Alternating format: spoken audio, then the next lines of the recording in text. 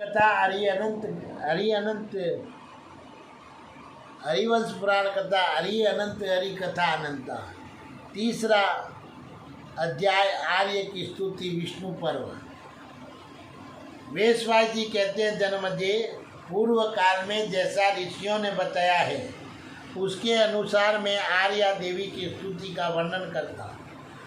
मैं तीनों लोकों की अधीश्वरी नारायणी देवी को नमस्कार करता हूँ।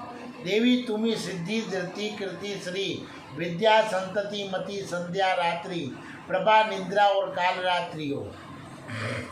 आर्या कात्यायनी देवी कौशिकी ब्रह्मचारिणी सिद्धसेन कुमार कार्तिकी की जननी उग्रसारिणी तथा मान बल से संपन्न हो। जया विद्या पुष्टि तुष्टि क्षमा दया यम की ज्येष्ठ बहन तथा नीले रंग की रेशमी साड़ी पहनने वाली हो।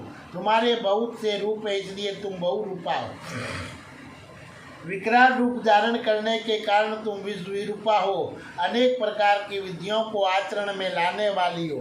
तीन होने के कारण तुम्हारे नेत्र विरूप प्रतीत होते हैं, इसलिए तुम विरूपाक्षी हो और तुम्हारे नेत्र बड़े बड़े। इस कारण विशालाक्षी हो। तुम सदा अपने भक्तों की रक्षा करने वाली हो।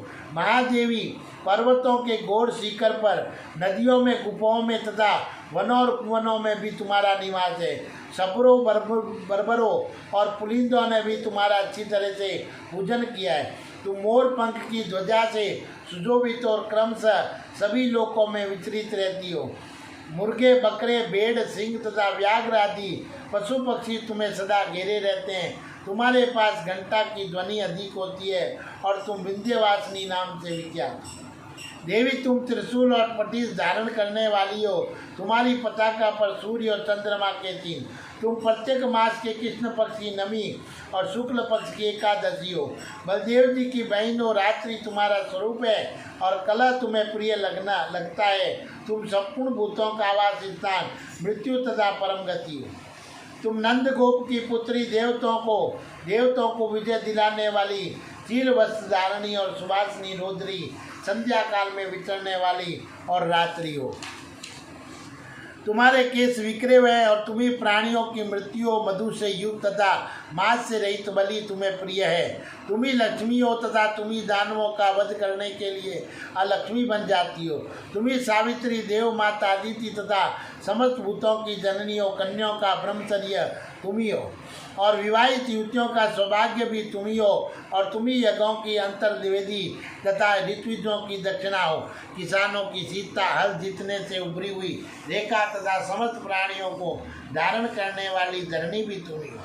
नौका या जहाज से यात्रा करने वाले व्यापारियों को प्राप्त होने वाली सिद्धि भी तुम्ही हो। और तुम्ही समुद्र की तटभूमि, यक्षों की प्रथम यक्षी, कुबेर की माता तथा नागों की जननी सुरसा हो। देवी तुम ब्रह्मवादिनी दीक्षा तथा परम शोभा हो।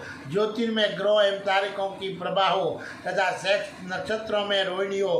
राजद्वारों में, तीर्थों तथा नदियों के संगमों में तुम पूर्ण लक्ष्मी रूप से स्थित हो। तुम्ही चंद्रमा में पूर्ण पूर्णिमा रूप से विराजमान होती हो तथा तुम्ही कीर्तिवासा हो।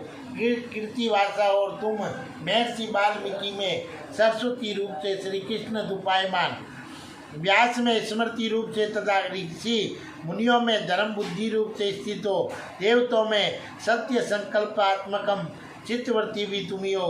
तुम समस्त भूतों में सुरा देवी हो और अपने कर्मों द्वारा सदा प्रशंसित होती हो। इंद्र की मनोहर दृष्टि भी तुम्ही हो। सहस्त्र नेत्रों से युक्त होने का कारण सहस्त्र नैना नाम से तुम्हारी ख्याति है। तुम तपस्वी मुनियों की देवी हो। अग्निहोत्र करने वाले ब्राह्मणों की अरणी हो। समस्त प्राणियों की सुधा तथा देवताओं में सदा बनी रहने वाली तृप्ति हो। तुम्ही स्वा हो, तृप्ति, धृति और मेधा हो। वसुओं की वसुमती भी तुम्ही हो। तुम्ही मनुष्यों की आशा और कृतकृत्य, पुरुषों की पुष्टि हो। तुम्ही दिशा, विदिशा और अग्नि, शिखा, प्रभा, शकुनी, पूतना तथा अत्यंत दारुण रेवती हो।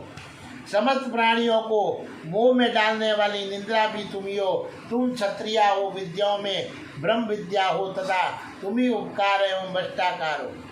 ऋषि तुम्हें नारियों में प्राण प्रसिद्धि पार्वती देवी के रूप में जानते हो। तुम साध्वी स्त्रियों में अरुंधति हो, जैसा कि प्रजापति का कथन है।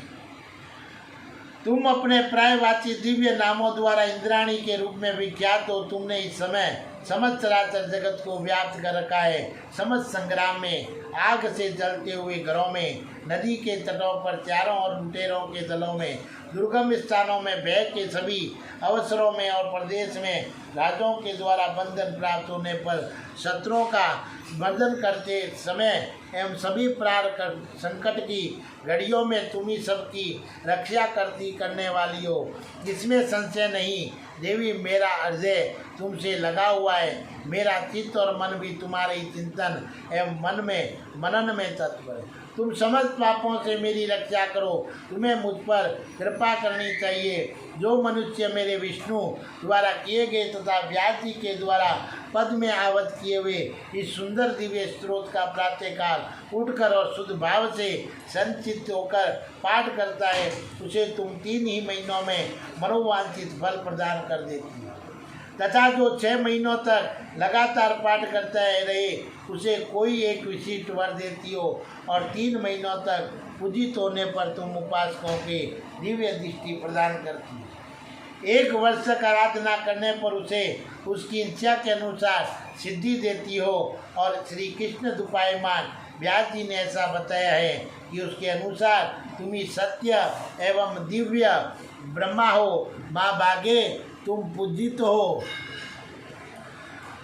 तुम पूजित होने पर मनुष्यों के बंधन, भयानक वध, पुत्र और धन के नाश तथा रोग और मृत्यु का भय दूर कर दोगी और इच्छा अनुसार रूप धारण करके उपासकों के लिए वरदायिनी होगी। इतना ही नहीं, तुम उस कंस को मुंह में डालकर अकेले ही संपूर्ण जगत का भोग करोगी। और मैं भी ब्रज में गौओं के बीच में रहकर गोप के समान ही अपना व्यवहार बनाऊंगा। मैं अपनी पुष्टि के लिए कंस के गौओं की चरवाई करूंगा। योग निंद्रा को ऐसा आदेश देकर भगवान विश्वंतर ध्यान हो गए और उस समय उस देवी ने भी उन्हें नमस्कार करके बहुत अच्छा कहकर उनकी आज्ञा के पालन करने का निश्चित विचार कर लिया। जो मनुष्य बारंबार इस स्रोत का पाठ अथवा श्रवण करता है, वे अपने संपूर्ण मनोरथों की सिद्धि प्राप्त कर लेता है, इसमें कोई संशय नहीं है। बोलिए श्री विष्णु भगवान की जय। बोलिए दुर्गा मात की जय। बोलिए जगदम्बे मैया की जय। बोलिए सत्य दरबार की जय। श्रीमन नारायण नारायण नारायण, श्रीमन नारायण नारायण नारायण, श्रीमन नारायण नारायण नारायण, श्रीमन नारायण नारायण नारायण, श्रीमन नारायण नारायण नारायण, श्रीमन नारायण